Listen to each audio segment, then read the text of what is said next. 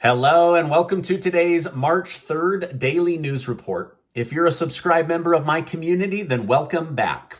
You watch this channel each and every day because I keep you in the loop on what's really going on in Washington, D.C. with President Biden and the U.S. economy, so let's jump right in.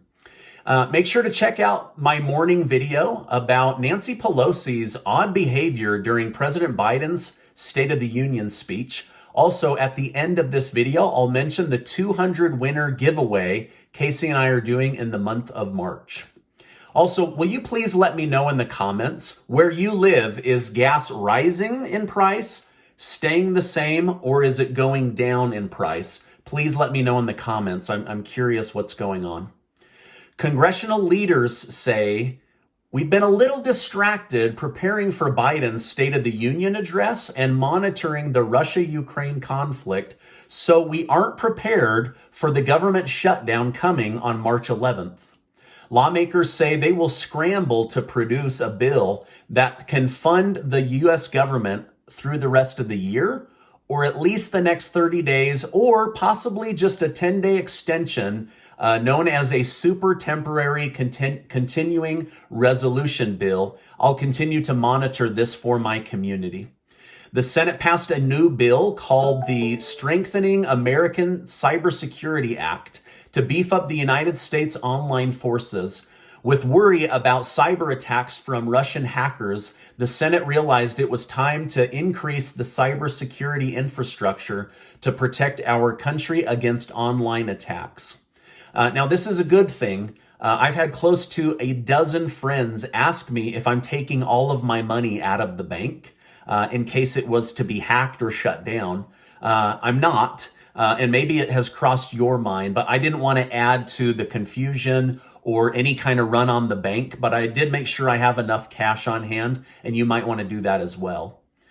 The price of gas is already moving up quickly across most parts of the United States. Here in Utah, we've already seen a 40-cent increase in less than 1 week. And major cities in California are reporting over $5 a gallon for gas. Inflation is the number one concern on most Americans' minds right now. And with threats of rising prices at the pump, gas prices is likely number 2 on people's mind.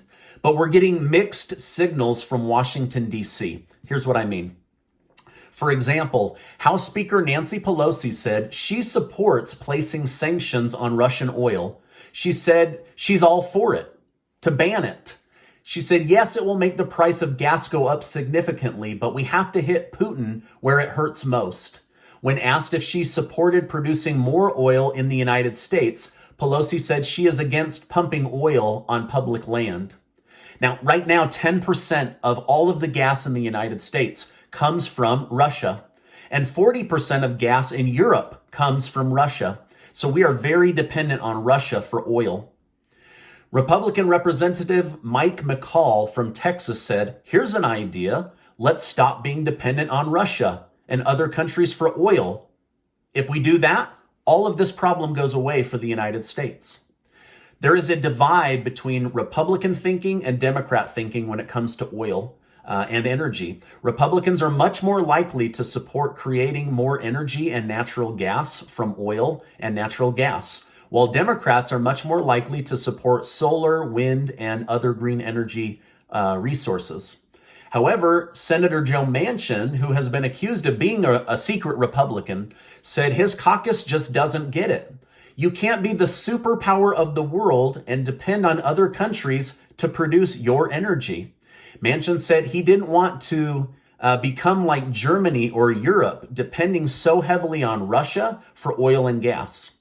Manchin said, it is time for us to transition to cleaner energy, but right now, the need for fossil fuel is great because it's the horsepower to run the superpower of the world.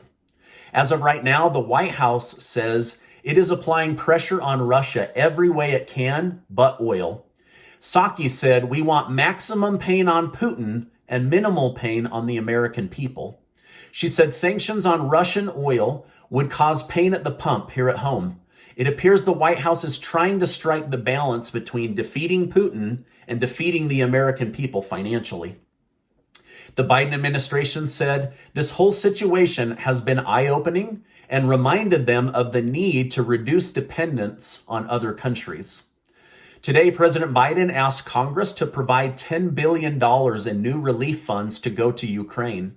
He wants Ukraine to get the aid they need and wants surrounding countries taking in Ukrainian refugees to have money in order to handle the situation. The White House also asked Congress for another $22.5 billion to fight COVID.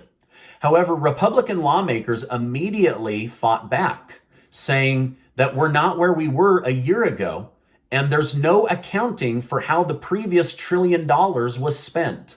Mitt Romney, Mitch McConnell, and 34 other Republicans said they will not approve additional debt for COVID unless the White House can prove how past money was spent and how new money will be spent. Otherwise, they see it as a slush fund with no accountability. Senator Joe Manchin said he is open to a skinnier Build Back Better bill that focuses on revamping the tax code. He said corporations that pay no taxes should have those loopholes removed. Manchin said, "We must lower the cost of prescription drugs. They are out of control in the United States compared to what drug makers are charging the rest of the world." Manchin said he is open to green energy investments and new measures that focus heavily on reducing inflation. Manchin also said this idea of not making the wealthy pay their fair share is wrong. He's likely alluding to the removal of the SALT tax cap deduction.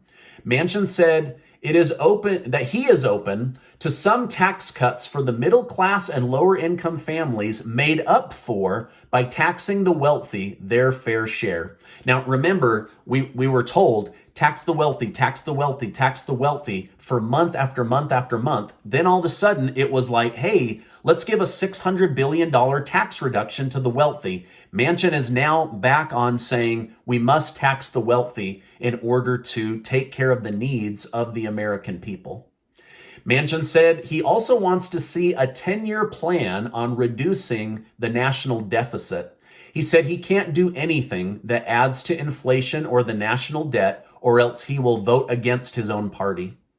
Manchin refused to discuss a minimum tax on the wealthy, but said that there is definitely a way to make the tax code more fair for everyone. On the Russia-Ukraine conflict, Russian forces have captured the first major city in Ukraine. They continue to push into the country as if none of the sanctions are hurting them. Meanwhile, the Russian economy back home is falling apart faster than anyone expected. From what I'm reading, a large majority of Russians do not support Putin's actions, but they are being locked up for speaking out or peacefully protesting.